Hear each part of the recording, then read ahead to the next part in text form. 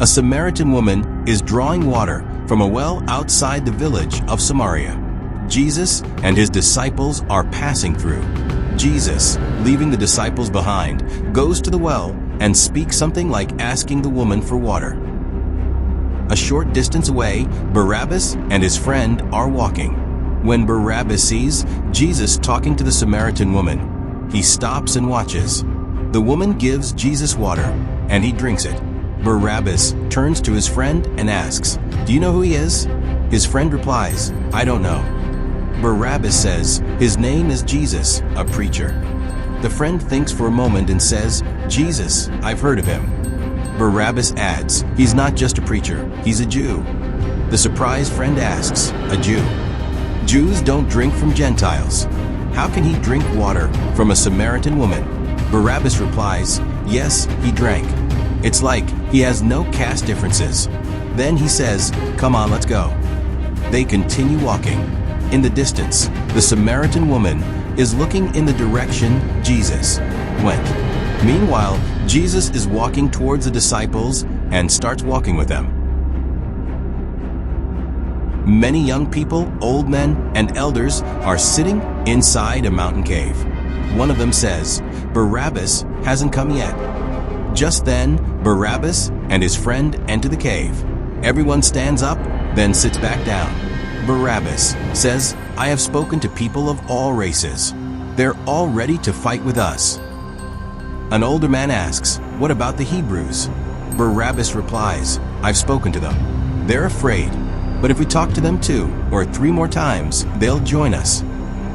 An elder speaks up, "Our struggle must be nonviolent."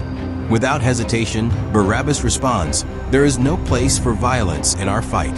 Our demand needs to reach Pontius Pilate, the governor. Pilate must hear our reasonable request and pass a law allowing us to bury the bodies of non-Jews. Until then, our struggle will remain peaceful." Everyone nods in agreement. Jonah rides through a secluded palm grove in Jerusalem, watching Philomena and Barabbas talk from a distance. After observing them for a while, he rides his horse down the path toward his house. He dismounts and sits in the veranda, his mind troubled. At that moment, a middle-aged woman arrives at the house.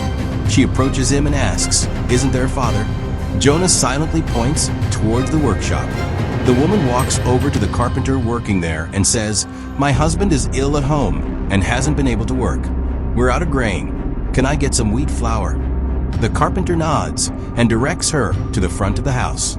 As she walks toward the front, Philomena enters with a pitcher of water. Jonah watches her silently. The carpenter then asks Philomena to give the woman some wheat flour. Philomena takes the flour from the pot and hands it to the woman, who thanks her before leaving. Philomena walks back into the house. Jonah follows her and, with some anger, calls out, "Philomena, what were you talking about with Barabbas in the palm grove, alone?" Philomena walks calmly toward Jonah and replies, "I love him. I want to marry him." Jonah, still angry, asks, "How long has this been going on without us knowing?" Philomena says, "It's not about love. I love him. He doesn't even look at me. He'd never betray his friend. That's why he won't marry me." Jonah's face softens with relief. "I was afraid I chose the wrong friend, but I'll choose the right one. Barabbas will never betray a friend." Philomena quickly asks, "So what about my wedding?" Jonah says, "Your wedding will be with Barabbas. I'll make sure it happens." Philomena responds, "But he has to agree." Jonah smiles, "I'll make him agree." The carpenter, who has been listening, asks, "Jonah, are you really going to do this?" Jonah replies, "What's to think about? Philomena won't find a better man than Barabbas." The carpenter says, "If we Jews marry Philomena to Barabbas, our people will hate us and turn against us." Philomena interrupts, "I just want to live. I'll do whatever it takes." In the middle of a Samaritan village, a group of villagers gathers under a large tree, deep in discussion. Among them sits Barabbas. He looks at the crowd and speaks with determination. "Why are we still debating this? We're not fighting the government. We're fighting for our rights." Pilate, who rules over the Jews, must hear our voices. That's what this struggle is about. We've asked for justice, but they've ignored us every time. Now, we have no choice but to fight. A man in the group speaks hesitantly. But won't the government crush the protest? They'll beat us and drive us away. Barabbas responded passionately. Should we just sit back and accept that? If justice only comes through riot, then let there be riot. If a life must be lost, let it be mine first. Another man questions him. Big words, Barabbas. But is this even possible? Barabbas pointed to the crowd, his confidence unshaken, and said, "People from all castes are ready to join us in this fight. If we stand united, victory will be ours." A man who seems like a leader in the crowd stands and addresses the group.